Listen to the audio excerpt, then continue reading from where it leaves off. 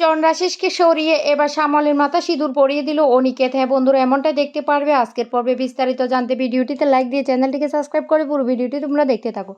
গল্পের শুরুতেই আমরা দেখতে পারবো চন্দ্রাশিস নামে একটা লোকের সাথে শ্যামলীর বিয়ে ঠিক হয়।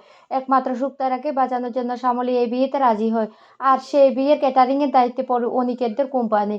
চন্দ্রাশিসের মামাই তাদেরকে ঠিক করে, কিন্তু অনিকেত জানতো না যে শ্যামলীর বিয়ে। তারা সেখানে চলে আসে। এদিকে শ্যামলীকে সেখানে নিয়ে আসা হয়। দুই পক্ষ কলকাতায় আসে। তখন ক্যাটারিংয়ের দায়িত্বে যে ওরা যখন কাজ করছিল, হঠাৎ করে রোহিণীর হাতে গরম তেল পড়ে। তখন ছুটে যায় অনিকেত সেখানে। আর চন্দ্রাশিসও সেখানে গিয়ে বলতে লাগলো, ওদেরকে কে ঠিক করেছে, কে ঠিক করেছে? তখন চন্দ্রাশিসের মামা বলতে লাগলো, আমি ঠিক করেছি। কি হয়েছে? তখন বলতে লাগলো, দেখো, ঠিক করে একটা লুচি পর্যন্ত ভাজতে পারে না, ওদেরকে ঠিক করার কি দরকার ছিল? তখন এই কথা শুনে অনিকেত বলতে লাগলো, আরে আপনার আমার উপর রাগ থাকতে পারে, কিন্তু আপনি কেন এমনটা করছেন?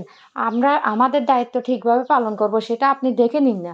আপনি এতগুলো কথা আমাদের কেন শোনাতে যাচ্ছেন? এইদিকে হঠাৎ করে প্রিয়ার কথা শুনতে পায়। আর শ্যামলীর মনে হয় প্রিয়া এখানে এসেছে। আর বলতে লাগলো, প্রিয়ারা এখানে কেন আসবে? আমার কেন আজকে এমন মনে হচ্ছে যে ওই বাড়ির সবার কথা বারবার মনে পড়তে লাগলো।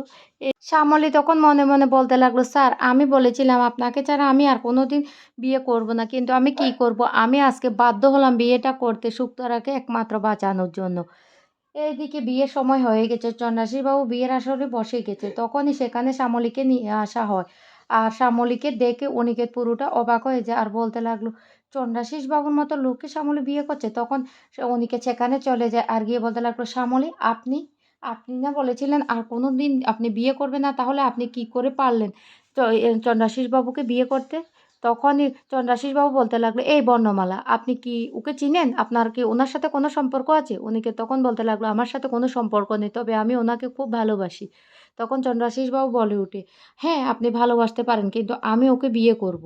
তখন শ্যামলী কী করবে কিছুই বুঝতে পারছে না। তো বন্ধুরা, অনিকেত কি পারবে এবার চন্দ্রাশিস বাবুকে সরিয়ে শ্যামলীকে সেখান থেকে বিয়ে করে নিয়ে যেতে পারবে, না শেষ পর্যন্ত চন্দ্রাশিস বাবু অনিকেতের সামনে শ্যামলীকে বিয়ে করে ফেলবে?